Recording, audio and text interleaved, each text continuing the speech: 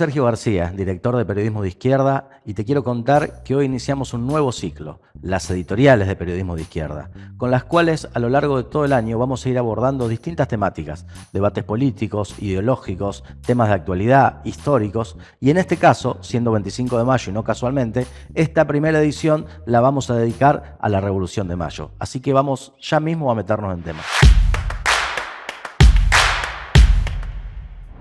La Revolución de Mayo fue, lógicamente, un hecho importantísimo para la historia de nuestro país, un avance que tuvo, por supuesto, sus contradicciones y sus límites. Como es conocida, la Semana de Mayo terminó el día 25 con la caída de la Junta de Gobierno que presidían españoles y a partir de ahí nace la primer Junta de Gobierno que tenía otro carácter. Ese proceso, y en el medio del auge de la gente en Plaza de Mayo y de mucha algarabía, también hizo que se tomaran medidas contra los bienes de funcionarios españoles, expulsión de obispos, expulsión de curas, permitió que los próximos años siguientes se siguieran desarrollando procesos. Por ejemplo, en la Asamblea del año 13 se da el derecho de vientre, se quitan títulos de nobleza. Ese proceso va a seguir avanzando todavía algunos años más hasta que se dicta la independencia de nuestro país. Ahora bien, en el transcurso de todos estos años no se avanzó en manera lineal, sino que había una lucha política de intereses, incluso entre los sectores que querían la independencia. Surgieron dos alas bien definidas, una ala moderada, encabezada por Saavedra en primer lugar y luego por Rivadavia, y una ala más radical, que quería cambio más profundo, que la encabezaban Moreno, Castelli, Belgrano y a quienes se sumaron cuando regresaron al país, Monteagudo y San Martín, entre otros referentes. Esas alas disputaron muchísimo durante los años siguientes a la Revolución de Mayo. Por dar un dato, en la Asamblea del año 13, a los delegados artiguistas directamente no se los dejó ingresar porque iban a fortalecer las posiciones del sector más radicalizado. Ahora bien, ese proceso y esas disputas ¿fueron un hecho aislado de nuestro país o se daban en un contexto más general, continental, independentista y a su vez de lucha de proyecto? Bueno, de eso nos vamos a referir ahora, porque de ninguna manera la Revolución de Mayo fue un hecho aislado o un fenómeno local, sino que estaba inmersa en un contexto de lucha independentista de mucha potencia en todas las décadas anteriores. Recordemos que en 1780 ya hubo un alzamiento de Tupac Amaru en el Virreinato del Perú, vinieron después la Revolución de los Negros en Haití, a inicio del siglo en nuestro país, en 1806-1807, se resistieron las invasiones inglesas y ya en 1809 se dio la Revolución en Chuquisaca y también en La Paz. Todo eso era el contexto general de la Revolución. Pero no nos detengamos solo en el pasado. Posterior a la Revolución de Mayo, se dio precisamente una nueva alza del proceso de revolución y de independencia. La llegada de San Martín al país provocó que se avanzara a la construcción del Ejército de los Andes, al cruce de la cordillera, a ir a Chile, a ir a Perú. En el otro extremo de Sudamérica, Bolívar con su ejército, en sentido contrario, venía también avanzando en posiciones independentistas contra los españoles. Y uno tendría que preguntarse por qué se daba todo este fenómeno general en el continente. Bueno, para entender todo esto hay que entender que durante los últimos siglos en nuestro continente, el ingreso tras la conquista de la corona española fue generando un proceso muy contradictorio porque era un imperio en decadencia que a su vez para enfrentar esa situación necesitaba desarrollar el comercio, ganancias, incluso en sentido capitalista dentro de nuestro continente. Al hacerlo también fue generando que en las principales ciudades como Bogotá, Caracas, Lima, Buenos Aires se empezara a desarrollar una nueva clase de ascenso, una clase burguesa, clases medias. Los hijos de esas clases empezaron a educarse, a viajar a Europa, a aprender en materia económica, en materia política, en materia militar, y toda esa contradicción empezó a generar un choque entre una nueva clase en ascenso que quería cada vez controlar más los productos y la riqueza de su territorio y un imperio decadente que quería frenar ese impulso. Bueno, lo que terminó sucediendo es que efectivamente la fuerza del proceso independentista siguió avanzando, pero traía esas contradicciones de clase en su seno, porque avanzaba también con sectores burgueses que más temprano que tarde iban a mostrar los límites de su proyecto y el privilegio de sus propios intereses. En este contexto, uno tendría que preguntarse, bueno, pero ¿cuáles fueron entonces los logros y esos límites y contradicciones de un proceso independentista continental? El principal logro fue precisamente esto, que más allá de las contradicciones, se logró la independencia del Imperio Español y una a una cada región de Latinoamérica fue logrando su independencia. Y los límites están dados porque en la lucha de proyecto de esta clase social en ascenso fueron frenando las intenciones políticas del ala más avanzada, precisamente la que encabezaba Bolívar, San Martín, Sucre.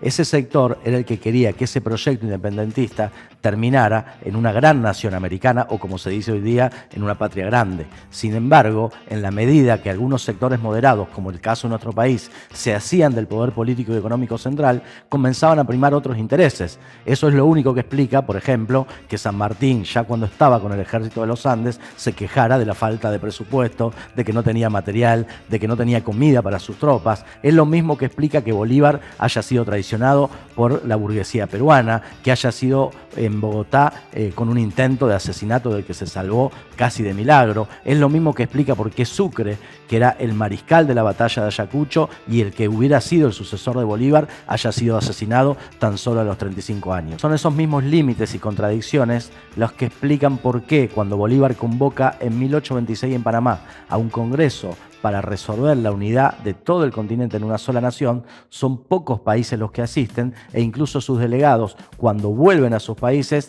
no hacen que sus gobiernos ratifiquen lo que se había resuelto ahí. En el caso de Brasil directamente no participó y lo mismo en nuestro país, que aunque recibió una invitación, Rivadavia decidió que no asistiera. ¿Por qué motivo? Porque como representante de una ala moderada de un sector burgués en ascenso, estaba más preocupado por resolver los problemas internos de las provincias del Río de la Plata y por empezar a fortalecer los negocios comerciales con otro imperio, en este caso ascendente, que era el imperio inglés. Entonces, podríamos decir que efectivamente el proceso independentista fue muy positivo por lo que logró, pero muy limitado por esa lucha de facciones entre las cuales terminó predominando el ala más moderadas. Pero valga un ejemplo para ver lo importante que es entender que es un proceso continental y que a veces se pueden ejemplificar en algunas personalidades. Voy a tomar el caso de Monteagudo, que no es de las más conocidas. Monteagudo, nacido en Tucumán, fue un revolucionario que pasó prácticamente por todos estos procesos. Con tan solo 19 años fue uno de los héroes de la revolución de Chuquisaca. Volvió al país en 1811, ya cuando estaba muerto Moreno, y se hizo cargo precisamente de reorganizar a todo el ala radical. Participó de las logias junto a San Martín, acompañó a San Martín al ejército de los Andes y a cruzar a Chile y luego a Perú. Y cuando San Martín se retira, se transforma en colaborador de Bolívar. ¿Qué pasó con Monteagudo? Que podríamos decir, siendo un periodista, como nos gusta a nosotros, al servicio de una causa, al servicio de una idea, terminó siendo asesinado también en Lima, producto de sectores que lo consideraban una peligrosa ala radical del proceso. El proceso de revolución y de independencia en nuestro continente tuvo enormes hechos, los cuales por supuesto no podemos abordar en este material, y invitamos a seguir desde Periodismo de Izquierda, donde hay material, escritos, videos sobre el tema que muestran de manera interesante toda la historia del continente de nuestro país. Pero tenemos que saber en última instancia o preguntarnos qué rescatamos nosotros de esa gesta revolucionaria, porque evidentemente con puntos fuertes y con contradicciones hay cosas muy importantes que nosotros tenemos que reivindicar. Y una que nos parece esencial, por lo menos en esta fecha, retomar, es que la lucha independentista en nuestro continente fue una escuela contra el no se puede. Una escuela contra el no hay relación de fuerzas, una escuela contra los que en general dicen que no se pueden provocar cambios profundos. Nosotros invitamos a leer en profundidad lo que fue la gesta del cruce de los Andes, por ejemplo. Imagínense a un San Martín diciendo que no tenía plata, que no se podía, que era muy difícil. Sin embargo, por tener la voluntad política de generar un proceso de independencia, enfrentaron a ejércitos más poderosos que ellos, apoyados en negros, en esclavos, en personas sin trabajo, en los que daban la vida en todo ese proceso. Invitamos a que se conozca también el cruce de la cordillera en la otra parte de Sudamérica, cuando Bolívar decide, por ejemplo, pasar lo que se llama el páramo de Pisba, que es un lugar súper aislado, frío, y con su ejército desprovisto hasta de calzado, decide pasar por ahí para agarrar por sorpresa al ejército español, lo termina logrando y a partir de ahí da un salto tremendo en la lucha por la independencia de esa parte de Sudamérica. Eso eran los esfuerzos extraordinarios que hacían las cabezas más brillantes del proceso independentista, y lo hacían apoyado en la fuerza popular de clases sociales todavía no muy definidas, pero que eran evidentemente las clases que sufrían a el imperio español. Entonces hay un aprendizaje muy grande que hicieron esos líderes revolucionarios por la independencia, mujeres brillantes como Manuelita Sáenz, como Juana Zurduy. Toda esa gesta es muy reivindicable, como también el hecho que demuestra que efectivamente, cuando se apoyan las causas en la movilización de miles y miles de personas, le es difícil a los imperios de turno resistir eso.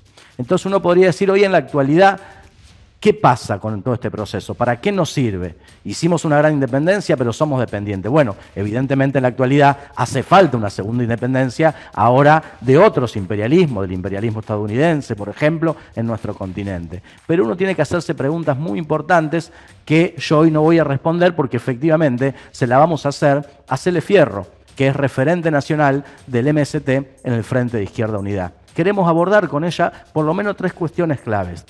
Existen hoy en el mundo y en nuestro país de nuevos sectores y corrientes que intentan demostrar que no se puede, que hay cambios que son imposibles de lograr, que conviene avanzar poco porque hay enemigos muy poderosos. Eso sigue siendo parte de nuestra realidad. En el mundo que vivimos hoy, que ya no es como el mundo de principios del siglo XIX, sino que es un Estado internacional definido, un capitalismo imperialista, ¿cuáles son las clases sociales que encabezan esta pelea por nuestros derechos? ¿Y cuál es el programa para enfrentar esa situación? ¿Hay posibilidad de cambios reformistas en esta situación o tenemos que hacer de nuevo, como hicieron nuestros libertadores, iniciar un camino revolucionario? Y en última instancia, si es así, también nos tenemos que preguntar qué tipo de movilización y qué tipo de organización política necesitamos para que las causas que se iniciaron hace siglos en nuestro continente se puedan dar hasta el final. Bueno, invitamos a ver también en el sitio de Periodismo de Izquierda la respuesta que Cele Fierro nos va a dar a estos interrogantes que tienen una actualidad tremenda para el desarrollo de luchas políticas y sociales a esta altura de la historia de la humanidad.